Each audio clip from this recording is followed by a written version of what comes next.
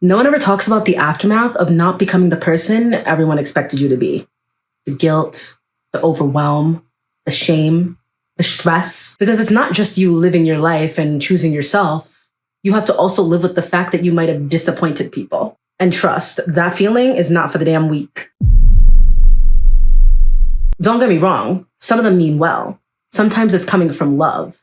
But other times, it's coming from a place of control. Maybe you come from a family that's obsessed with image and how people perceive you and see you, constantly drilling you on what you wear, how your hair looks, how you show up to the family function, how you talk, the degree you decide to go get. Doesn't matter what the circumstances are. They just always want you to be picturesque. Or maybe it's a circumstance where they're just trying to hold on to power that they feel like they have in their life over you, where they think that if they keep you small and you do the things that they expect you to do and stay in the role that they kind of placed you in their mind, that they get to hold on to that power. Or maybe it's just because they want to vicariously live through you.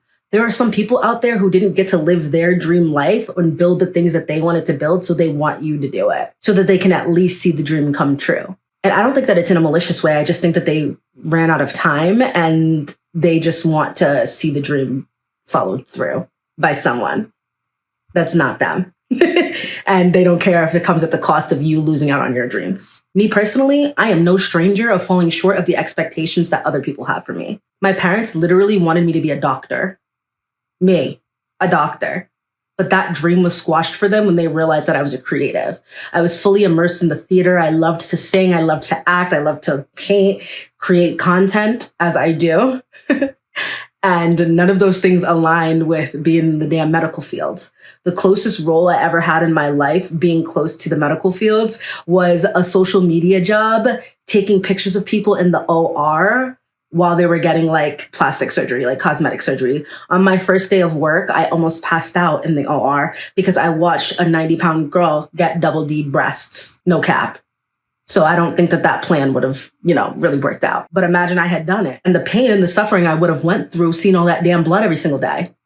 Now, I knew that I had to decide to either live for me or live for their approval. And as we can see, I chose myself. I've also been running into this weird thing where all my friends think that I'm still this degenerate that I was in college and high school, where I was literally chaos walking. Wherever I used to go, chaos would ensue. Whether it was because of me just by myself or me rallying up people to be chaotic with me. I had a link up with some of them probably a year ago, and they were all like, wow, you're so mellowed out and not crazy anymore. I'm sorry. Did you think that I was going to still be the person that I was at 19 years old when I was trying to find myself? That's crazy work. And then, of course, there's not living up to your own expectations, which honestly probably hurts the most. I feel like when you don't live up to your own expectations, you kind of go down this rabbit hole spiral type thing where you convince yourself that you're just not good enough or not capable enough because you didn't follow through on something that you started, or you didn't get to the goal that you had set for yourself, or whatever the situation is. It hits deeper when you make a promise to yourself that you can't keep to yourself. But expectations are literally a pipeline to disappointment. But as long as you're living and breathing, there's always going to be someone expecting something from you. So I know I'm not alone. Open up the hotlines. Hello? Hey, Treese. I turned 25 last week and just kind of expected things to start falling in place for me by now. But I'm still stuck at a job that pays me $18 an hour, haven't been asked on a date in over a year, and haven't accomplished a single goal this year yet. I feel like a disappointment. Girl, wake the hell up.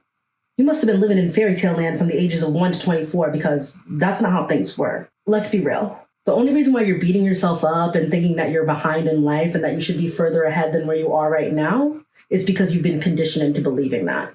Having your life completely figured out by the age of 25 would be elite, but that is not the reality for most people. I bet if we polled all the people ages 25 to 30 right now around the world, that the majority of the people would be right in the exact place that you're sitting in right now. So why are you trying to shame yourself for that? You don't need to be disappointed in yourself for not being an overnight damn miracle. Be disappointed in the fact that you had to grow up in environments that force you to think that you needed to be. And enjoy the process of just moving through it and figuring it out without all the expectations.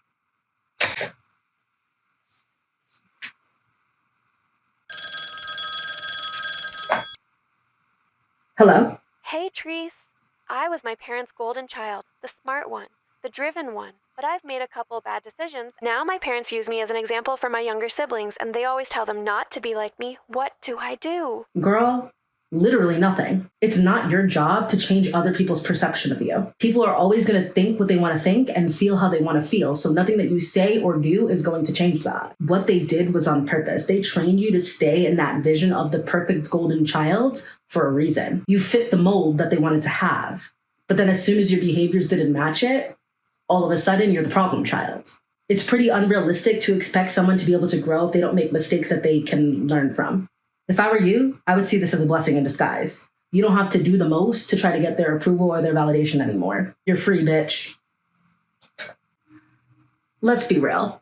The overwhelm, the stress, the guilt, whatever, can all feel like you're drowning when you're in the middle of it. But guess what's worse? Forcing yourself to endure a life that you don't even want because you were trying to satisfy somebody else. But imagine you had lived up to their expectations, chosen the safe path, chose comfort, made decisions that made sense for everybody else, but not for you.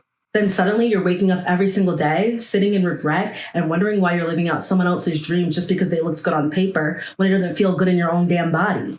That's not living. That's a life sentence. So in my books, you dodged a bullet in living a life that you would have literally hated. At the end of the day, you get one life, one shot, one chance to live how you want to live. So there's going to be no one else to blame when you end up drained, disappointed, and living in regret by the end of it. See you next time.